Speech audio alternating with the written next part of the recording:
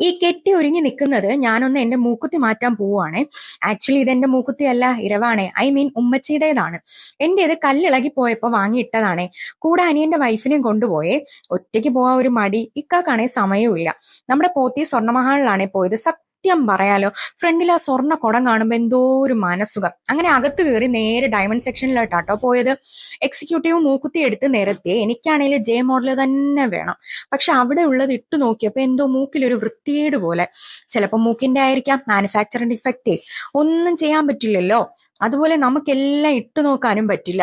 ഇട്ടിരുന്ന മൂക്കുത്തിയാണെങ്കിൽ ഇളക്കാൻ പെട്ട പാട്, കണ്ണീന്ന് പൊന്നീച്ച പറന്ന അവസ്ഥയായിരുന്നേ. പുതിയ മോഡലാന്നും പറഞ്ഞ് ആ പയ്യൻ ഒരെണ്ണം തന്നേ. പക്ഷെ എനിക്കതെന്തോ ദഹിച്ചില്ല. നമ്മൾ നേരത്തെ പറഞ്ഞ സാധനം തന്നെ ഡിഫക്റ്റേ. കല്ലുപോയ മൂക്കുത്തി ഞാൻ കൊണ്ടുപോയായിരുന്നേ. ഇളകിയ കല്ലും എന്റെ ഉണ്ടായിരുന്നു. പിന്നെ ഞാൻ വിചാരിച്ചു അതങ്ങ് ഒട്ടിക്കാന്ന് ചോദിച്ചപ്പോ അടുത്ത മാസം എവിടേക്കോ അത് പോയിട്ടേ തിരിച്ചു വരുള്ളൂ, ദീപാവലി ആയതുകൊണ്ട്. ഞാനങ്ങ് സമ്മതിച്ചു. തിരിച്ചെന്തായാലും വരുമല്ലോ സാധനം, അത് മതി.